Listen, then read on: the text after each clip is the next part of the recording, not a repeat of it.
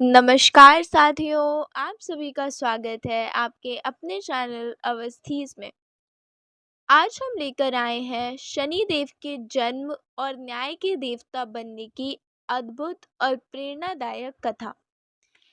कहते हैं कि जो भी इस कथा को श्रद्धा से सुनता है, उस पर शनिदेव की टेढ़ी नज़र कभी नहीं पड़ती, बल्कि जीवन भर शनिदेव उसका साथ देते हैं, कष्ट हरते हैं और झूठे आरोपों को नष्ट कर देते हैं। तो आइए हम सब मिलकर सुनते हैं शनि देव की पावन कथा। प्राचीन काल की बात है। स्वर्गलोक में देवताओं के राजा सूर्य देव अपने अपार तेज से जगत को आलोकित कर रहे थे। उनकी ऊर्जा से ही देवता, मानव और समस्त प्राणी जीवन पा रहे थे। सूर्य देव का विवाह विश्वकर्मा की पुत्री देवी संज्ञा से हुआ। संज्ञा पतिव्रता थी, कोमल हृदय की और अत्यंत सुंदर। किंतु सूर्य देव का तेज इतना प्रखर था कि उनके साथ रह पाना उनके लिए कठिन होता जा रहा था। दिन प्रतिदिन संज्ञा का मन उदास और व्याकुल रहने लगा। सूर्य देव को जब यह आभास हुआ तो उन्होंने संज्ञा से प्रेम पूर्वक पूछा, देवी, तुम इतनी चिंतित क्यों दिखती हो? संज्ञा मन ही मन तो व्याकुल थी, परंतु पति से यह कहने का साहस नहीं कर पा रही थी कि उनका तेज असहनीय हो रहा है।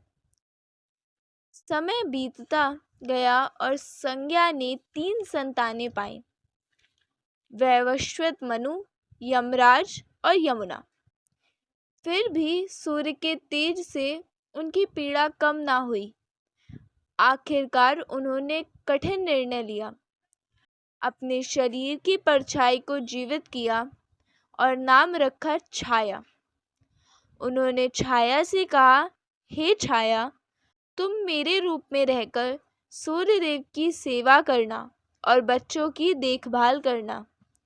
जब तक मैं लौट कर ना आऊं, तुम ही मेरी प्रतिनिधि हो। छाया ने यह दायित्व स्वीकार किया। संज्ञा गुप्त रूप से अपने पिता विश्वकर्मा के पास पहुंची, लेकिन विश्वकर्मा ने भी उन्हें पति छोड़ने के लिए डांटा और समझाया। संज्ञा ने निश्चय किया कि वह तपस्या द्वारा शक्ति अर्जित करेगी, इसलिए उन्होंने अश्विनी घोड़ी का रूप धारण किया और उत्तर कुरु के जंगलों में घोर तप आरंभ किया। इधर छाया सूर्य देव के साथ रहने लगी। धीरे धीरे छाया गर्भवती हुई। वह भगवान शिव की आराधना करती और तप करती। गर्भावस्था में कठोर तप और सूर्य की प्रखर किरणों के कारण गर्भस्थ शिशु का रंग श्याम यानी काला हो गया। समय आने पर छाया ने एक पुत्र को जन्म दिया।